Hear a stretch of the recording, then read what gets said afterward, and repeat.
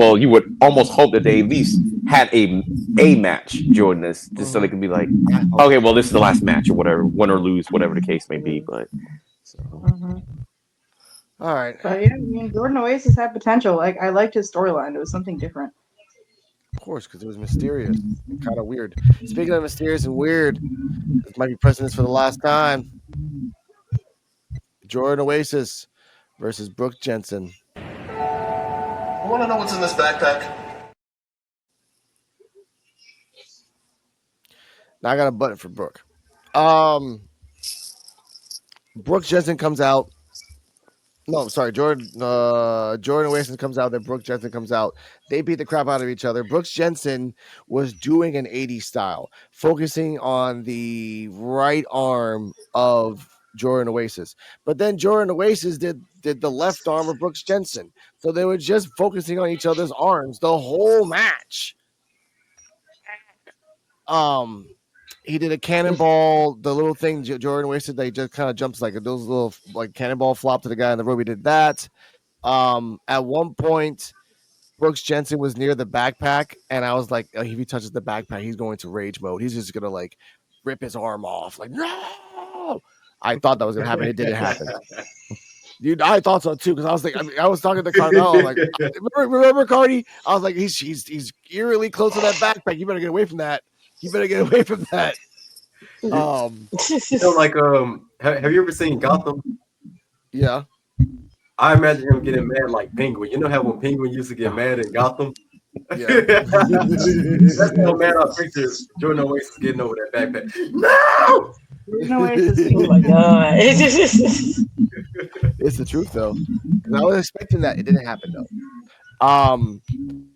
Mr. Brooks Jensen, his arm was kind of messed up, so he could like his left arm was messed up, so he kept on shaking it. And I love that little detail. Like the whole match, he's like, "Damn, my arm." Brooks Jensen as well. I mean, sorry, Jordan Oasis as well. Once Brooks Jensen was near the backpack, and Jordan Oasis jumped up to the turnbuckle to try to stop him. He hit him with the Southern Lariat. Then he got down and did the Southern Lariat again for the 1, 2, 3. Right after the match, Brooks Jensen's arm, his left arm, he was just like, because he realized like you're selling that your whole arm is numb. You just did your special and it's still not there yet. But because it even wasn't still not there yet at 100%, you still knocked out Jordan Oasis. That's the caveat of that. Post-match, Chewy, hatless, denim jacket full, I guess you want to call it like that, stops Brooks Jensen and says, hey, we want to talk to you about, I don't like your tactics sometimes, and I don't like the way you compose yourself, but you did a great job there. I'll give him that.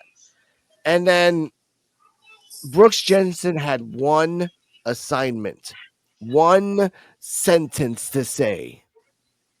Chewy, I really value your relevant opinion. Por poco.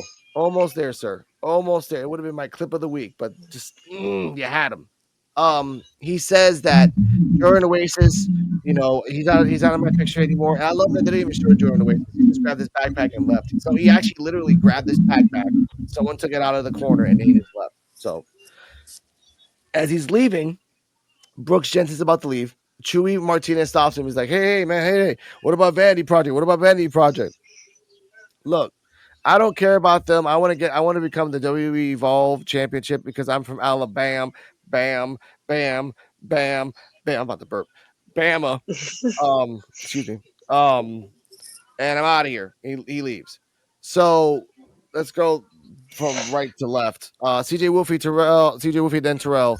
Your thoughts on the match and rating, and including the interview as well, little post interview, including that. Oh, okay.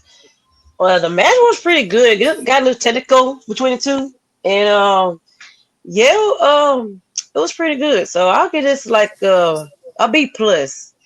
And the post, his promo, it was here and there. Like he getting there. I get that at least a C. So yeah. Damn, that's almost oof. That's low. Oh babe, let Yeah, Oh, baby, let Evolve audience know who's his daddy. Oh yeah, I got to do some research with him with Bruce Jensen, and I just found out that he's the son of Bull Book. I'm gonna pronounce his last name. I'm gonna butcher his last name. Buchanan. You got it. Buchanan, yeah, Bull Buchanan, yeah, They that's say his dad. Okay. And now that I look at his face, I can't unsee it now. Like I can't Yeah, I can't unsee yeah, it. can I see you And I now? was like, yo, he really does look like that. I man. did not know this man was happening when he's second generation son. I mean, second generation wrestler now. I didn't even know that. Yeah, he kept that Yeah. under wraps. Uh, But Robert Stone said it first. He said it like a few episodes ago. I'm like, but he said it in passing. He's like, oh, he's the son of Bull Buchanan, and that's it. I was like, oh, okay. Didn't remember it till now. Yeah, they've mentioned it on NXT before, like very loosely, like so. Should Yeah. it be? my bad, I had to burp. I told you, see? Yeah. That's a Bam Bam thing. Makes you want to burp. But I'm gonna give the match a B. The match was pretty solid. I like how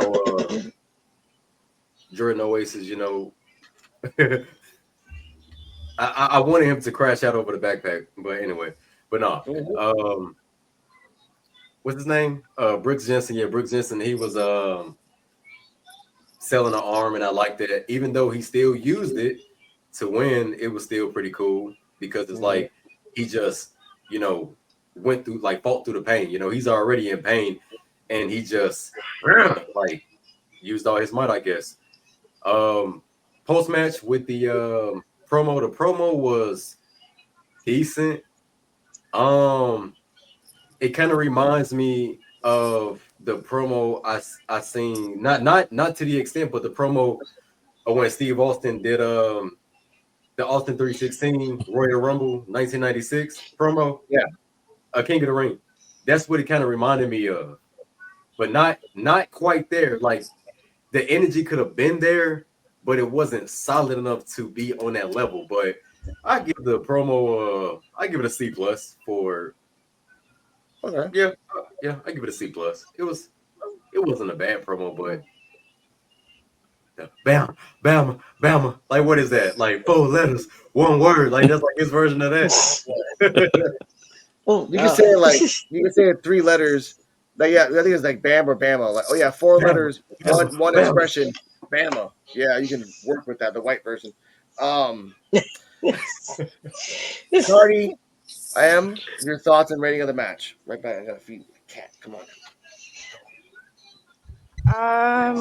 I'm gonna give this match like a B. And now that I'm remembering, like I said that about the first 2 matches, like I'm not a super big fan of technical, ground and pound type matches. So the first match was kind of like that, but because it's Wendy 2, I still give it a high rating. That being said, the Carly Bright and Wendy 2 match was better than the Kendall Gray one, in my opinion. Anyway, back to this one. Like you said, I give the match a B. The promo was good, but yeah, it felt a little bit like, he's out of breath. He just came out of the match. It was a little bit like hard to understand at times, but it was good. So I give that a B plus also. Okay. EOD.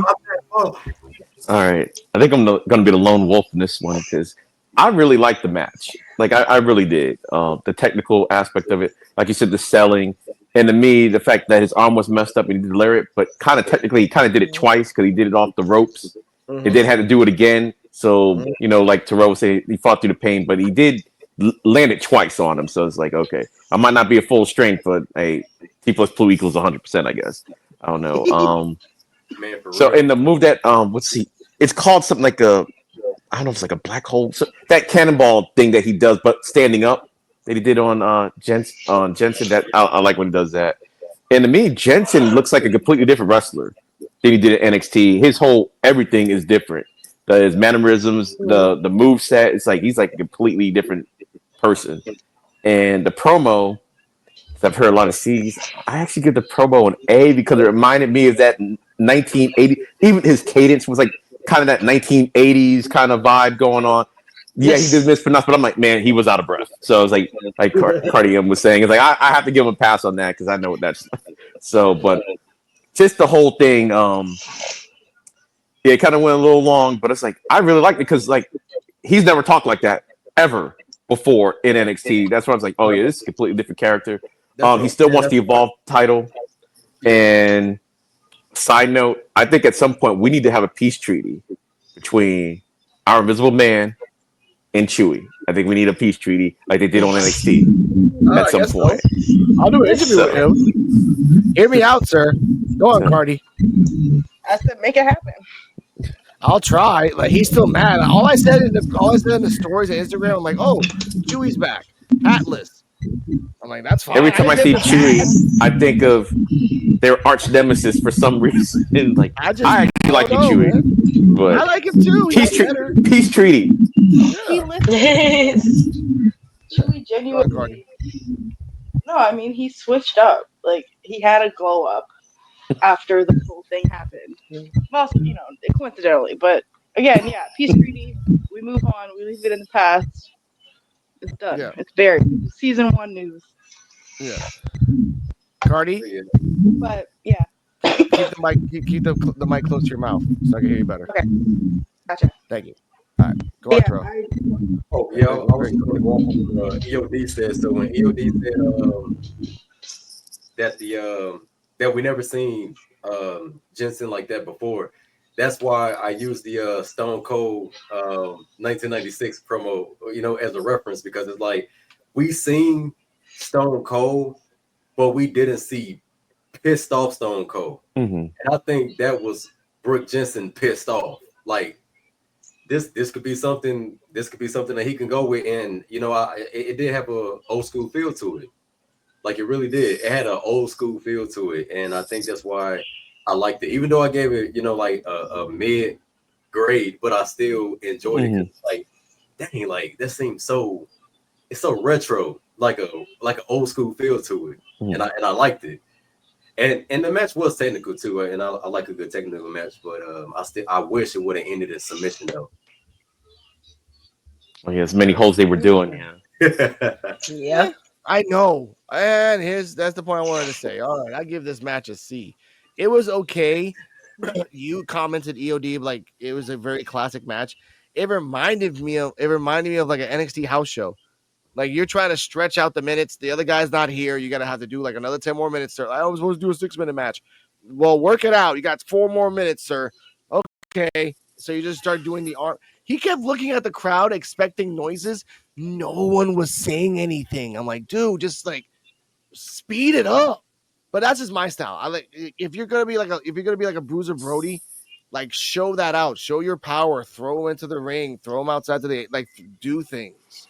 You can use the environment around you. Find a plant in the crowd and tell them to hold them so you can like punch Jordan Oasis like the 80s. Like you can find people that will say, hey, can you hold Jordan Oasis for 5 seconds so I can punch him? Yeah, sure. I get to be on TV. Let's go. Like I would love to see after Brooks Jensen in this performance, I would love to see him go up against Charlie Dempsey like now. I think it'd be a decent little match, but make the stipulation a submission match, and I definitely tune in then, or a street fight. Yeah, like an old Englishman, like an English style street fight. Like, well, the way things are going now, at some point, Jensen and Keanu Carver might have to beat up. That's what I was gonna say. They both got the same goal, so at some point, their paths are gonna have to cross. Yeah, and like their ambition is the same. It's just their background is different, but their ambition is the same. Like, different walks of life, but they have the same exact energy. Let's see. Do this one and then try this one. There we go. Give me a second. There you go. Cardi. She's doing some things. She'll figure it out. I want to say this. Again, Jensen and Keanu, they're going to get there. In the future, they're going to get there. Once they get there, Keanu should win the first one. Jensen should win the second one. So there's a nice little equal footing. And when we get to that point, then he should try. Like, I want to see what he does against a big guy, and then I want to see him fight against Charlie. Charlie is a technical wrestler, and Jensen is a arm wrestler by what the standards have shown us, I guess. But that lariat, oh my God. if he can do it like Brody, where he does like, and I'm talking about Brody, like just Wyatt member, that type, where he does the discus lariat, that would amplify his. I like the Southern lariat. Don't get me wrong, I like that. But if you do a nice little discus or maybe something that'll give it a little flair to like announce that you're doing it, people will be behind you. That's what I mean. Io Sky Yeah. does this, and then she does some crazy stuff right afterwards. Exactly. So if you do something crazy, then they know. That's all I'm saying. I give it Yeah, a I give it a I like to solid see C. I'll give it a B. I'll give it a B minus. I give it a B I minus like to because see out of I like to respect. see them do I like to see them do like a best out of three, like let Keanu win the first one, Brooks Jensen win the Yeah. second one, and then for the third one, I think the scenario for the third match would be the icing on the cake. So say like so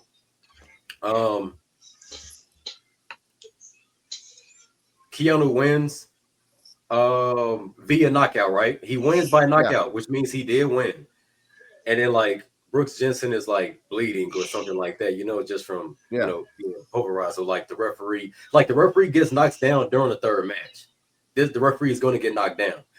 And like he's just taking Brooks Jensen. He's not able to compete for the rest of the match because he didn't see the brutal assault happen. You know what I'm saying? So knockout because he's not able to finish the match. Keanu's leaving, and like he's like just looking behind him, and it's like Brooks Jensen just like bleeding somewhere.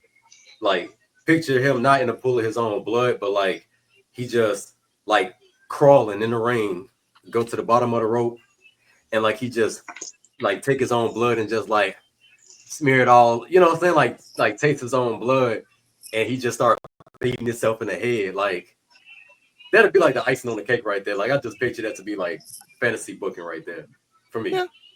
I would. I think their matches should be like one match Jensen, one match Keanu, and then last match last man standing. And then you can protect Keanu and Jensen. And the way I would do it in the last man standing, Keanu knocks him out and he wins on the 10 count, but then he collapses immediately after Jensen loses. Like bop, and then he's down to show you like this guy was hard. I won, but I lost because I barely won. That's the point I want to say about Jensen. And like again, with that lariat, you got something. Yeah, because even though Keanu is a monster, it'll really make Brooks Jensen look like a maniac. Yeah. Like for you real. You need a maniac. You got a crazy one, Lexus King over there, but that I wish NXT time was anyway. Next up,